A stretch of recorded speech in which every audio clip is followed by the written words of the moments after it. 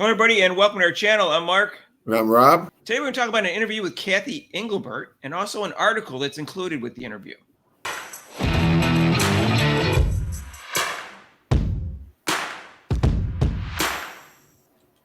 So, hey, if you haven't subscribed to our channel yet, please do so and hit that notification bell when you do so you get notified of our next video. Previously, we did a video about Phil Cook, who's the chief marketing officer of the WNBA, where he basically said he was surprised at how popular Caitlin Clark was, and they didn't see it coming. Of course, no one believed her, given what happened at Iowa. So they did an interview recently. So they did an interview with Cathy Engelbert on Saturday. These generational rookies, like Caitlin Clark and Angel Reese. All right, let's stop right there. There's one generational rookie and one excellent rookie. So we'll correct that right away. Yeah. This rivalry coming out of college. So I didn't know what happened this quickly, but the attendance, the viewership, and everything has gone great. All right. So they had a rivalry coming out of college. So wouldn't that suggest to you that this might happen quickly? Right. I mean, like I said before, they didn't see this coming, or wouldn't they know that this is a new thing coming right at them? And oh, geez, this guy just fell into their lap all of a sudden. I am flabbergasted by this statement, Rob. Sorry, I didn't know what happened this quickly. With Caitlin Clark, she had an outdoor exhibition game before her senior year, and 55,000 people showed up. She sold out all the time when she was away and home. She got more media coverage since LeBron James coming into the NBA. Mm-hmm. And then in her junior year, she started having viewership records in the round of Elite Eight, the Final Four when she beat South Carolina, and then 9.9 million, which is the most by far in women's basketball history in the finals. Right. The following year, it was just double or triple of that, Rob. In fact, 18.4 million in the final game, and that outdrew the men for the first time in history, and they used to get like 1/120th of the men used to get. In addition to that, Rob, her jersey sells out all over the world. and then she got a contract for $28 million from Nike and a Wilson Ball deal. Now, that's a pretty big hint, I think, all of that, right? Well, I think one more hint, Mark. She was drafted first. She was drafted number 1, right? Well, yeah, but they've had all sorts of number 1 draft picks that didn't go anywhere with popularity. Usually if you're drafted number 1 in any kind of league, you get some type of hype, or you would know something about that person. Why would she be drafted number 1? Just because of her name, or just because they just felt like it? No, it's because she's damn good. What is wrong with you? Right. So that is amazing. She should be fired, Rob, just for that statement alone, not knowing this would happen this quickly.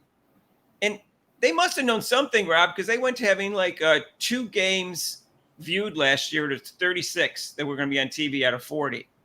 So to pretend they didn't know anything when they saw the prices go up right away from $20 to $200 a seat for her games, right after she announced that she was going to go into the WNBA. I guess they weren't watching any of the college games. So none of the college games are not watching that. They're just sitting there on their butts, just go. Geez. Okay, well, Caitlin Clark. Gee, that's kind of a new name. I never heard of her. Right. Well, I know what to say. Those are goofs. Well, she goes on. Media rights for women's sports have been undervalued for way too long. Now, that's not true at all. This is an economic thing. It's supply and demand. If they deserve to get the ratings, they'll get them. If they don't deserve to get the ratings, they won't. They get the amount of money in correlation to their viewership. So they haven't been undervalued. That's a lie. Right. When women's gymnastics outdraw the men's gymnastics, guess what? They get more money. Same thing with women's volleyball. Women's soccer. When women's soccer outdraws the men soccer. Women's soccer. Women's college volleyball. Right. When male models get less money than female models, that's because they don't draw as much attention, not viewership. They don't sell clothes as much. There's a reason for it. This is Right. economics. They weren't undervalued. Yeah. They may not have been successful as they wanted them to be, but that has nothing to do with being undervalued. It means the viewership wasn't there. So that's a lie. I'm so proud of the quality of play on the court, too. It was great and has been. That's a lie, Rob. That's awesome. We see all the missed layups. We see the lack of post moves. I don't know what else to say. Those are the two major things that stand out. Like a 3-point shooting. I'm not convinced that 3-point shooting is that bad. It should be better if it's closer than it is in. It is closer in the NBA, but they can hit it compared to their games underneath the basket, like their layups and post moves and things like that, and their ability to create their own shots. Those are the three things that really stand out to me in terms of their weaknesses on offense and why they're not great players in great league. In addition, they don't seem to be able to jump well and get blocks and stuff like that I would expect, because women can jump. The players in the WNBA don't appear to be great jumpers, and they keep telling me that they're best players in the world and that they're great athletes. So why can't they jump better? Right. So the reason why I'm saying 3-point shots, because I'm watching the games and they're bricking a lot, and that's why there's a lot of rebounds. That's probably one of their strengths compared to what I just talked about. Oh, that's sad. Commissioner talked about how the WNBA raised capital 2 years ago and underwent a digital transformation. I don't even know what she means by that, but I don't think anyone noticed the transformation. If they raised capital, why only this year that they finally have charter flights? And why do they lose $10 million every year for 28 straight years? Yeah. So what's this raising capital thing? I'm not it's pretty obvious. So where's the money going? In her pocket? Yeah. And she pointed out the rivalries between the household names like Asia Wilson and Breanna Stewart were firing up the league. They are not household names. She went on to say, since the arrival of generational rookies like Caitlin Clark and Angel Reese, again, there's only one generational rookie. The WNBA's viewership and arena attendance have skyrocketed. That's not true. Caitlin Clark is because of Caitlin Clark. The only thing that's skyrocketed is Caitlin Clark's away games and home games. Everything else just increased slightly. Right. People weren't coming to the arena to see Angel Reese. Sorry. No, and it doesn't even matter. Even the other over attendance has increased, but most of it have been Indiana's home games. The only thing that skyrocketed is Indiana home game and Indiana away games. Right. That's Caitlin Clark.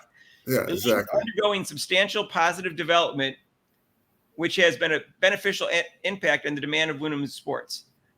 I would disagree with that statement too. This has not been a positive development.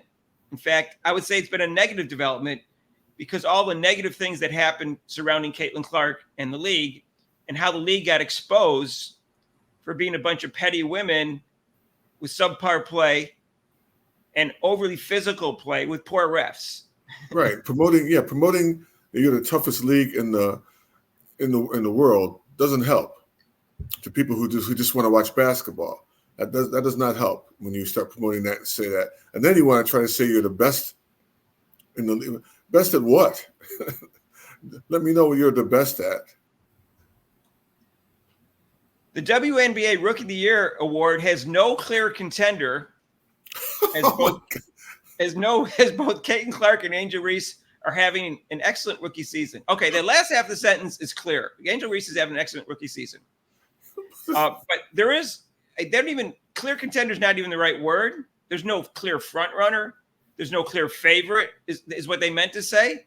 But there is a clear favorite and a clear front runner, and that is Caitlin Clark. Yes. Angel Reese is a pretend contender. She is second, yes, but this is not a 50-50 deal right now. Right. She's a contender. That is correct. She's right. She's a contender, but she's not the front-running contender who should win.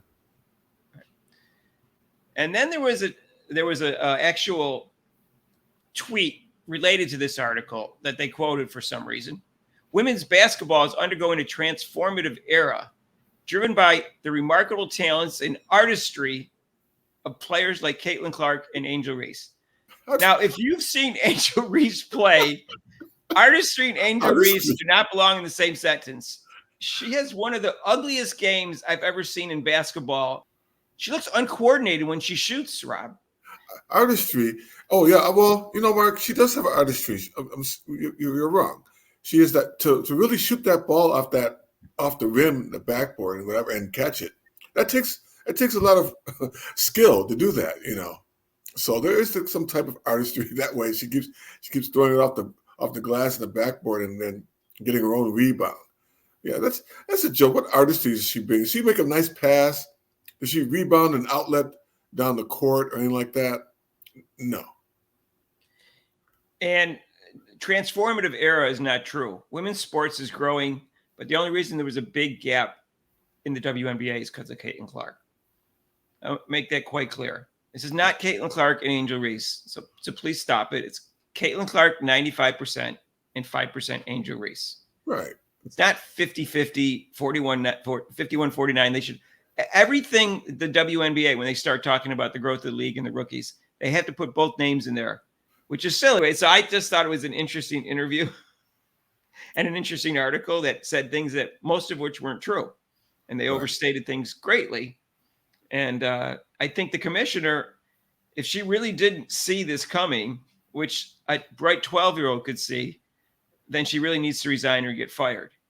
Right. And I think this is still damage control because they handled Caitlin Clark poorly by not marketing her properly. And so now they're pretending, this just wasn't seeable. So that's why we didn't do it right. That's really what they're saying. Exactly. Oh my gosh. This is the second time in the last 3 weeks that this came out that they couldn't see it coming. Wow. Damage control for being incompetent. That's what I would call it. Guess they had that, I guess. I guess so. What the heck? We can't see. Right. All right. Well, if nothing else, Rob, they give me some humor for the day. Yeah, I mean, it's just laughable that. I mean, is she really is this serious? What you're saying? This is laughable. Just right out the gate. It's like you didn't see this coming. Okay, really? People aren't that dumb. They see damage control when they hear it. Yes, really, really. And if they don't, someone will point it out to them, and they'll go, "Oh, yeah, that's damage control." I'm pointing it out to you right now. This is damage control for not marketing Caitlin Clark enough when she came into the league because they were afraid to market a white person who was getting too much attention. That's all this is about, Rob. That's right. Heaven forbid you do that. You can't do that, Mark. No way. You can't do that. Anyways, let us know what you think of this video. If you haven't subscribed yet, please do so. We got a bunch of new subscribers thanks to a video that took off. And we're trying to get up to 4,000. We need your help. We've only been around since April. We do basketball, football. We're live every Monday from 6 to 8. Yesterday, we had some nice discussions about football and Caitlin Clark. And it's Eastern time on Mondays, except for major holidays. And we're going to cover some football games live also coming up in the fall. And we're going to do Caitlin Clark this Friday on Ion at 7:30 against Phoenix Mercury and the Dinosaur, Dinah Taurasi, if she plays. She'll probably guard her. Maybe she'll guard her. Oh, yeah, that'll happen. Because she's well marked. She's such she's the GOAT. I'm expecting, if Caitlin Clark hits her first shot or two, I'm expecting an explosion from Caitlin Clark in this game. I think she's rested. I think she worked on a 3-point shot. I think she wants to show up Dinah Taurasi, who took her gold medal at the Olympics. And I think she's going to explode scoring wise. We already know her passing's already exploded, and it's going to continue to explode for the rest of the year. Taurasi will bring that gold medal and hand it to her. Maybe. We'll be live for that on Friday at 7:30 on Ion. If you want to donate to this channel, you can on Super Chats or Super Thanks below. And there's also a link to PayPal. And we'll see you in our next video. Peace out.